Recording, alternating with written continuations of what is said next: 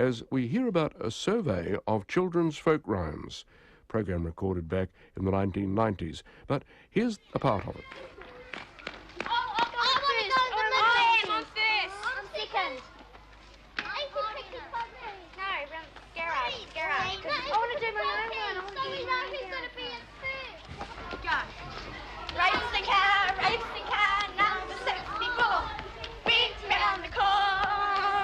The Western world makes a sharp division between work and play, with the result that we expect not to enjoy our work. Other cultures, in which individuality is not stressed so much, put less of a boundary between what we want to do and enjoy doing and what we're obliged to do. So for us, play is associated with freedom, fun, and enjoyment. Yet for children, play is also vitally important to their growth as social beings and for their learning of language. In these programs, we're going to look at children playing with language, how they make rhymes and chants, and how they use them. I hope you also share in their fun, as I did. We present Catch a Knicker by the Toe, a survey of children's folk rhymes.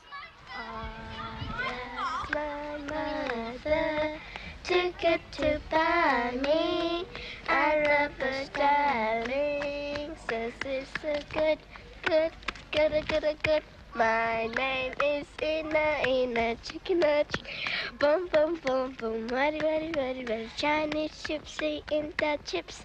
I don't remember exactly when I first heard this, but it remains very intact, and I suspect that it's kept in that intact form. I've known it for about 20 or 30 years, because it's got such a precise rhythm to it, and the clapping to it is exact, and I wonder whether the clapping made the words and the song, or the song the clapping, the other way around. I can't be sure, but they fit so well together. It's a very intact and therefore a lasting piece. Jack Lazenby, a Wellington Teachers College English lecturer, will be adding his comments as we go along. The words of that song are nonsense, but just because words do not make the same kind of sense as we are used to in our day-to-day communication doesn't mean they have no purpose. Nonsense probably isn't nonsense at all. I suspect that it has very deep reasons that may not bear too much looking at, or we move out of the nonsense and lose its special quality immediately. Partly it's based upon sheer pleasure of sound, tactile pleasures, the feel of your lips as you make a sound like hickory-dickory-dock, which may well have had a very precise and restricted meaning at some time. To me, it hasn't any longer, and I don't think it has to most children. Is it the sound of the mouse's feet going up the clock? Doesn't matter any longer. It's just a pleasurable sound to make. We also have clear cases of children not understanding words and turning them into nonsense. Oh, yes. Believe or not, I'm walking on it, so I can see the feet flying on it, so I can see. I'm walking on it, so I can see. Who could it be? Believe or not, just me flying on it, so I can see the feet. You mightn't recognize that if you don't watch The Greatest American Hero, when it sounds more like this. Believe it or not, I'm walking on air. I never thought I could feel so free. Flying away on a wing and a prayer. Who could it be? Believe it or not, it's just me. Here, though, is the most famous and most useful nonsense rhyme of all, first as it was recited 2 or 3 generations ago. Eeny, meeny, miny, moe, catch a nigger by the toe. If he hollers, let him go. Eeny, meeny, miny, moe. But the 7th word in that rhyme is all too meaningful, or rather has too many racist connotations today. So we find children making a tiny change. Eeny, meeny, miny, moe, catch a knicker by the toe. I'm interested in how clearly nigger for most children has become knicker. The k sound is very clearly pronounced. Eeny, meeny, miny, moe, catch the trigger by the toe. I remember hearing trigger occasionally in about the 1940s. Whether it was a confusion or a play on nigger, I don't know. But I'm quite sure that nigger has become knicker for most children now. Who made the change? I suppose children have sensed the social disapproval on that word nigger. It is one of the most strongly disapproved of words in our language, and I think the children have sensed that as well as been told it by us, the adults, mainly sensed it.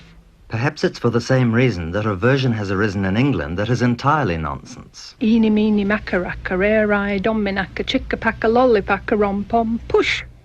There is a clear demarcation in our minds between nonsense words like eeny and dominacca and English words used in a nonsensical way, like Chinese gypsy and the chips. But for the children, the distinction is probably much less clear, since so many words have no meaning to them. Then we have words which make perfect sense, they just happen to be factually wide of the mark. Shoe at the battle of Waterloo. 2, 3. Oliver Cromwell lost the shoe at the battle. Oliver Cromwell died in 1658, just 157 years before the Battle of Waterloo. And we weren't winning any wars in 1964.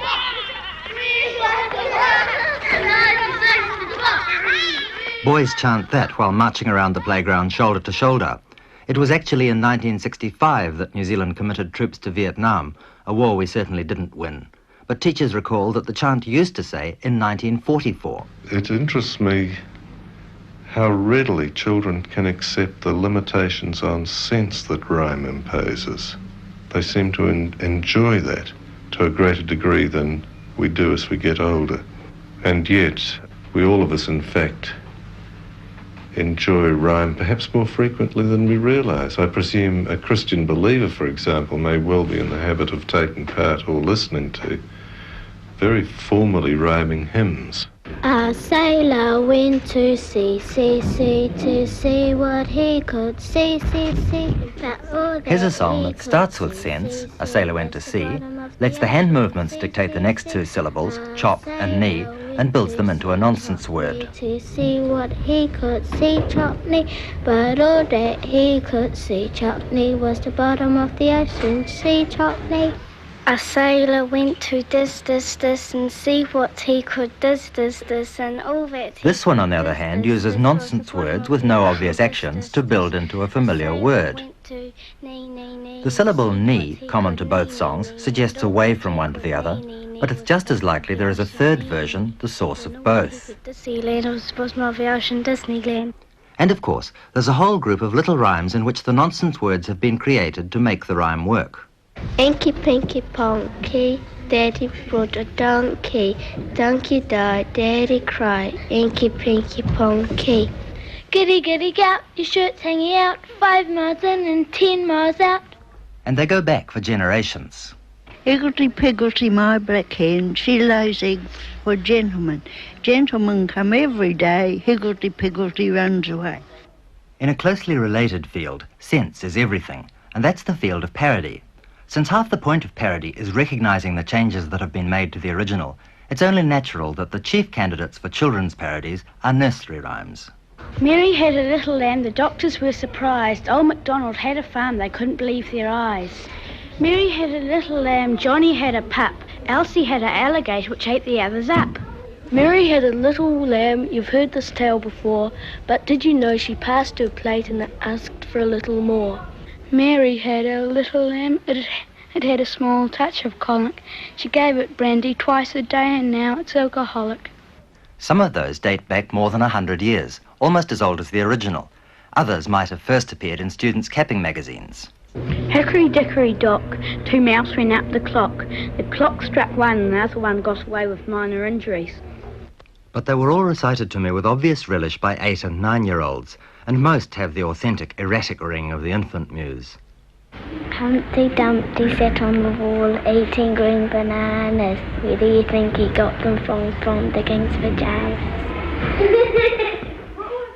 Baba, white sheep, have you any wool? Yes, sir, 3 bags full. 1 for the Jersey, 1 for the fox, 1 with the little boy with holes in his socks. Not only nursery rhymes, but any song presented to children is likely to be modified. From the school's music syllabus. Kookaburra sits on the telephone wire. Better watch out or your pants are on fire. Love, Kookaburra. I don't know about you, but I think that has more life in it than the original. Kookaburra sits in the old gum tree. Merry, merry king of the bush is he. We leave an artefact lying around, an adult artefact, such as a cocky leaving an old car that he no longer uses out onto the macrocarpentry. He means to do something with it, but leaves it lying there, and 9 times out of 10, what happens is that the kids finish up playing in it, bouncing up and down on the seats, using it to their purposes. So we leave a story lying around, we leave a rhyme, a song lying around. It doesn't vanish. In fact, we don't pick it up again, but the children pick it up and adapt it to their own purposes. And one purpose of parodies is simply to surprise. We 3 kings of Orient tried to smoke a rubber cigar. It was loaded, it exploded, bang!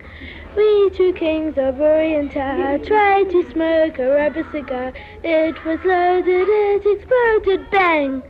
I'm a king of Orient, tried to smoke a rubber cigar.